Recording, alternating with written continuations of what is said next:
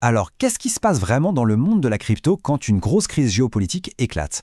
Est-ce que c'est le fameux refuge dont tout le monde parle?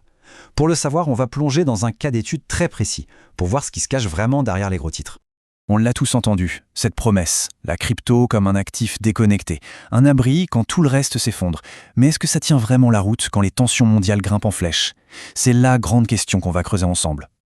Ok, voilà le programme. D'abord, on regarde la réaction globale du marché, le premier choc.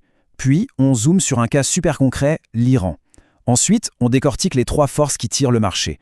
On verra comment les pros gèrent ça, et on finira sur le duo inséparable, le risque et la conformité.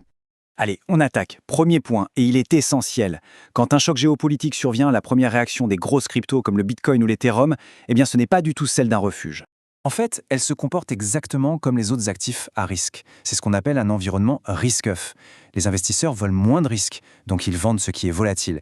Et à ce moment-là, la crypto est souvent dans le même bateau que les actions. Elle baisse avec elle ne fait pas contrepoids. Bon, ça, c'est la théorie globale. Mais maintenant, passons à la pratique avec un cas qui nous en dit beaucoup plus, l'Iran. Et c'est là que l'histoire devient vraiment plus nuancée, plus intéressante. Regardez bien ce chiffre. Il parle de lui-même. Les données de la blockchain sont formelles. En quelques jours à peine, plus de 10 millions de dollars en crypto ont quitté les plateformes iraniennes. Attention, ça, ce n'est pas la réaction globale du marché. C'est un mouvement purement local, une réponse directe à la crise sur place. Alors pourquoi cette fuite? Pour les gens qui sont là-bas, les raisons sont très concrètes. Leur monnaie locale qui s'effondre, des contrôles stricts sur les capitaux, un système bancaire qui grince, ils cherchent simplement une solution pour protéger ce qu'ils ont et, potentiellement, le sortir du pays. Et pour certains, la crypto est apparue comme cette solution. Grâce à cet exemple iranien, on peut commencer à avoir un modèle plus clair, à comprendre les différentes forces qui sont en jeu. En fait, il y a 3 grands canaux d'influence qui expliquent tout ce mouvement.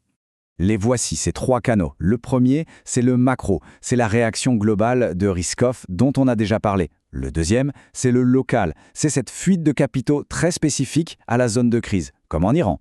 Et enfin, le troisième, super important, la conformité. Plus ça chauffe, plus la surveillance internationale est forte. C'est vraiment le cocktail de ces 3 forces qui explique la dynamique complexe de la crypto. Bon, face à toute cette complexité, comment les professionnels de la finance réagissent? Vous allez voir, leur approche est à des années-lumière d'une décision prise sur un coup de tête. Ici, on voit vraiment l'opposition entre 2 mondes.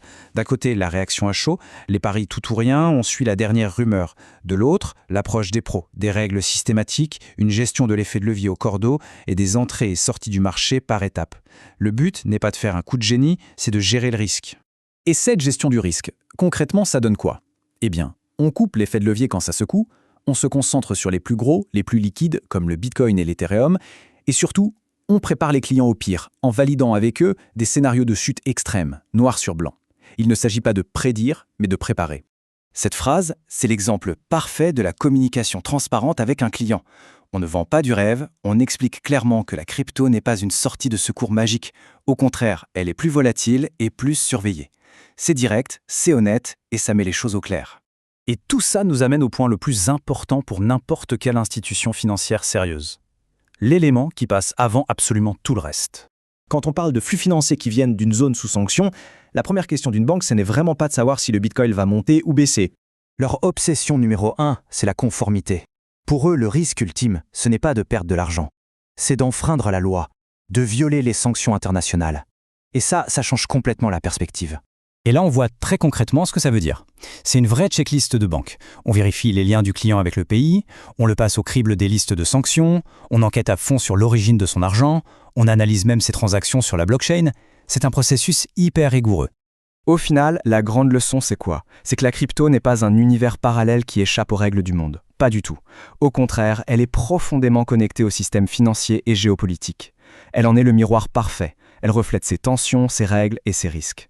La vraie question, ce n'est donc plus de savoir si la crypto est un refuge, mais de comprendre comment elle redéfinit les contours du risque lui-même.